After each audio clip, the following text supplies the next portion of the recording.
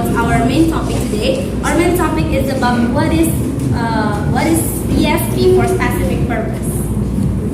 So for the first is the growth of English, historical growth of English for specific purpose.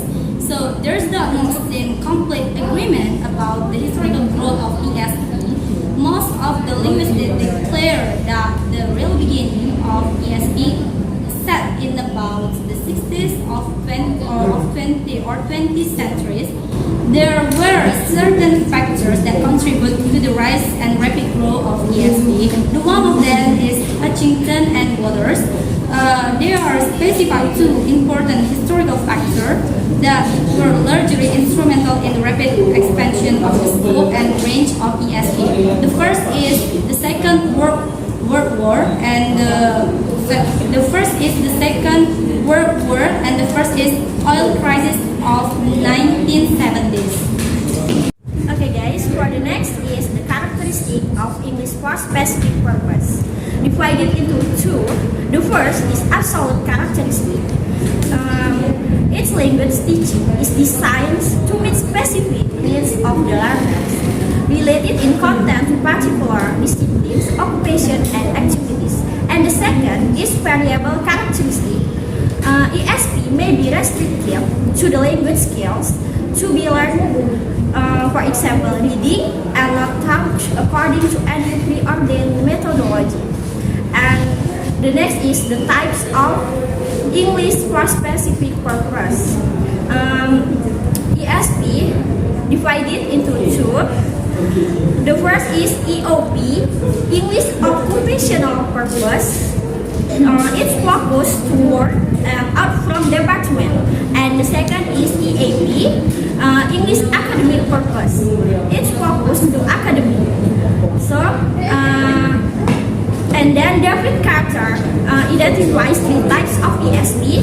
The first is English as a restricted language, and the second is English for academic and occupational purpose, and the last is English with specific topics. So for the next is about the purpose of ESP or English specific purpose. So the word specific in ESP refers to the specific purpose of learning. So students approach the learning of English through a field that is already known and relevant to them. This means that they are able to use what they learn in the ESP classroom right away in their work and studies. ESP material refers to the needs of student or student needs and the user of the graduate themselves. The same thing was also said by McDonagh about the definition and concept of ESP. He believed that ESP courses are those where the syllabus and material are determined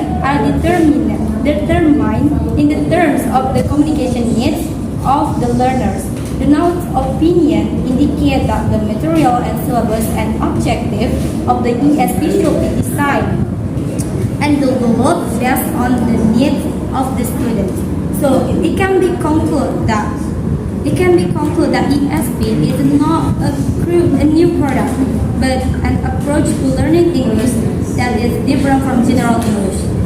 So ESP refers to learning English that is oriented towards special needs of learner in accordance with the field of science, and work ESP material is best and developed based on its analysis.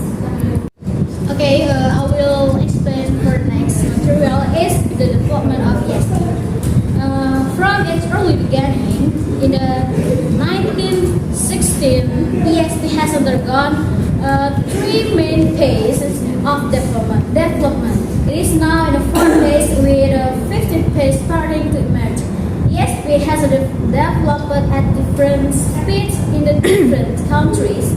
An example of all the approaches we shall describe can be found operating somewhere in the world at the present time. The concept of spatial language register analysis, the aim of the analysis was to identify the vertical and lexical features of this register. Teaching material then took these linguistic features as their syllabus and A good example of such a syllabus is that occurs in basic scientific English by Ewer and Lecture, 1969. As Ewer and Lecture syllabus show register analysis revealed that there was very little that was distinctive in the sentence grammar of scientific English beyond and tendency to favor particular forms such as the present simple. An example reveal any forms that were not found in general English, and this sense we must be wary of making unfair criticism. By the sentence, there was as well shall see service clause in a register analysis based syllabus, but as it happened, the register analysis as research procedure was rapidly overtaken by developments in the world of linguistics. We reached the first stage of its development. ESP has a focus on language as the sentence level. The second phase of development shifts attention to the level above sentence. ESP became closely involved with the emerging field. Register analysis had a focus on sentence grammar, but now attention shifts to understanding how sentences were combined in a discourse to produce meaning. The concern of research, therefore, was to identify the organizational pattern in text and to specify the linguistic means by which these patterns are signaled. These patterns will then form the syllabus of the ESP courses. And next is target situation analysis. The stage that we come to consider now did not really add anything new to the range of knowledge about ESP.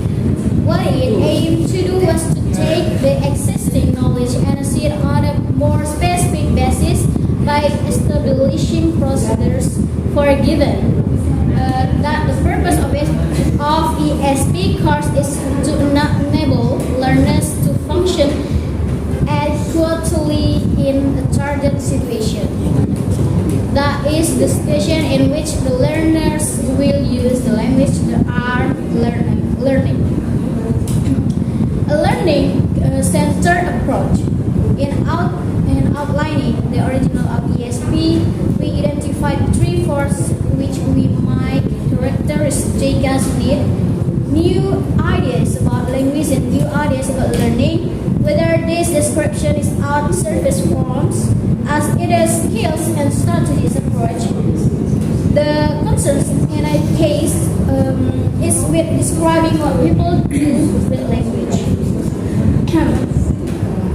And the last is, all of the stage outlined so far have been fundamentally flawed in that they are all based on description of language use.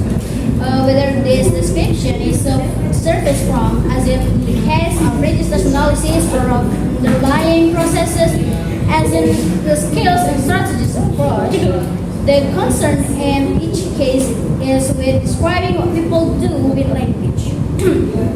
A truly wide approach to ESP must be based on an understanding of the processes of language learning. I think that's all from my explanation.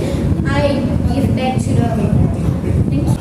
So, maybe that's all of our explanation. I'm the business moderator, and my partner, yes, I'm Dora.